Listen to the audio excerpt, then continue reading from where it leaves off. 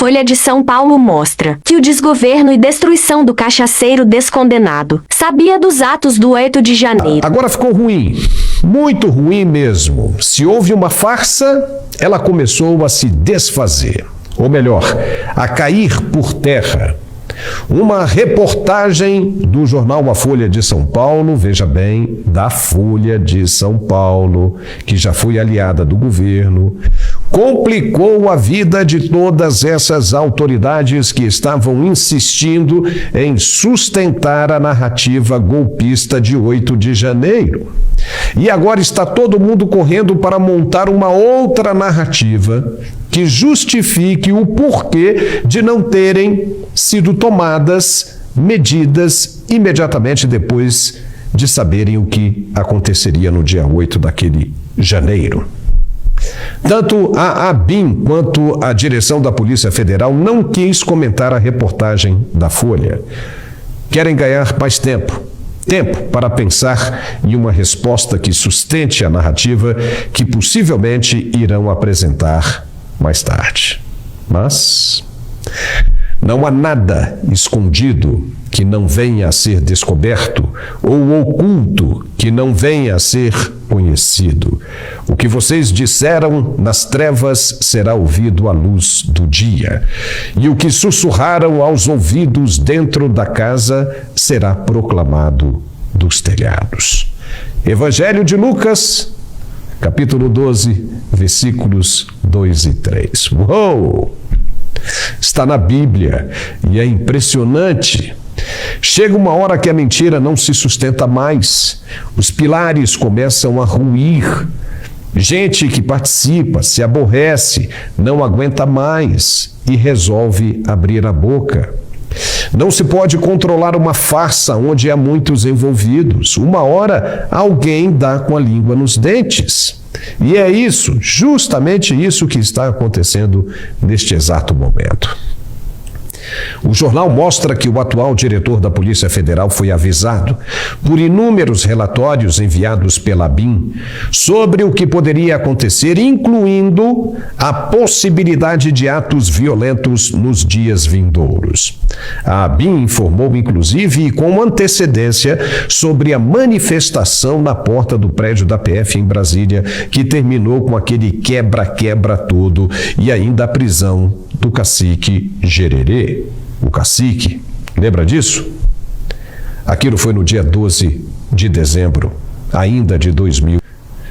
A ABIN, que é a agência de informação do governo, estava trabalhando pesado e informando a Polícia Federal sobre os passos de todos os suspeitos que poderiam cometer atos hostis naquela época.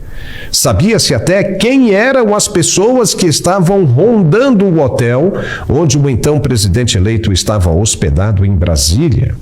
E por que as autoridades, como a própria Polícia Federal e o Ministério da Justiça, assim como o Gabinete de Segurança Institucional, o GSI, não reforçaram a segurança, não fizeram nada? Em qualquer país do mundo que seja sério e civilizado, o serviço de inteligência e as forças de repressão já estariam a postos há muito tempo para evitar o pior. E por que no Brasil foi diferente? Sendo que todos já sabiam do que iria acontecer, segundo a reportagem da Folha. Por quê? De acordo com o jornal, no dia 7 de janeiro de 2023, um dia antes do ocorrido na Praça dos Três Poderes, ou seja, em um sábado, o já diretor-geral da Polícia Federal, senhor Andrei Rodrigues, enviou um ofício no qual alertava sobre a possibilidade de atos violentos nos dias seguintes. Não ficou claro para quem ele teria mandado esse ofício, mas o jornal mostra que ele tinha claro conhecimento do que poderia acontecer. Com as atribuições que cabem à instituição, ele tinha autonomia suficiente para incrementar a segurança do local, inclusive acionando o governo do Distrito Federal. Mas isso não foi feito. E por quê? O jornal vai além e revela que, em depoimento em um PAD, que é um processo administrativo disciplinar, ele afirmou que não encaminhou nenhum relatório detalhado sobre os riscos identificados para a Secretaria de Segurança Pública do Distrito Federal. Será que a experiência deste profissional não previa essa possibilidade de risco alto? Havia um grupo de trabalho específico para tratar deste risco, para mitigar qualquer possibilidade que colocasse em risco a integridade dos novos atores constituídos pelo pleito de 2022. É impressionante porque qualquer um, por menos conhecimento de segurança que possa ter, saberia o que fazer nestas horas. Exatamente. Como é que um grupo altamente treinado, supostamente, e com larga experiência deixou acontecer o que aconteceu? E como aconteceu?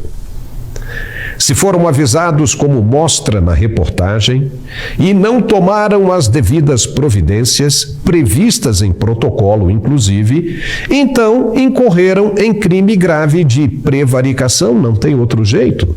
Uma investigação agora deve ser aberta para apurar essa denúncia e com profundidade, porque, ao que parece, se o chefe da polícia sabia, então o chefe dele também deveria saber, que era o ministro da Justiça, até então, Flávio Dino. E principalmente o chefe do GSI, General G. Dias, que não pediu reforço do grupamento militar no Palácio do Planalto, porque a PM de Brasília deve ser responsabilizada e essas autoridades, outras, que foram avisadas, não. Inevitavelmente, nós nos deparamos com uma dúvida cruel. Ou é todo mundo incompetente que deveria ser destituído agora mesmo de seus cargos e responsabilizados criminalmente pelo que aconteceu, o que não acreditamos que seja o caso, pois, como falamos, não se trata de amadores ou calouros que acabaram de assumir a função pública, ou então agiram de propósito, de má fé, retirando os reforços e deixando os fatos acontecerem normalmente para tirarem proveito depois. Se for mesmo essa última opção, então deverá todo mundo responder na forma da lei.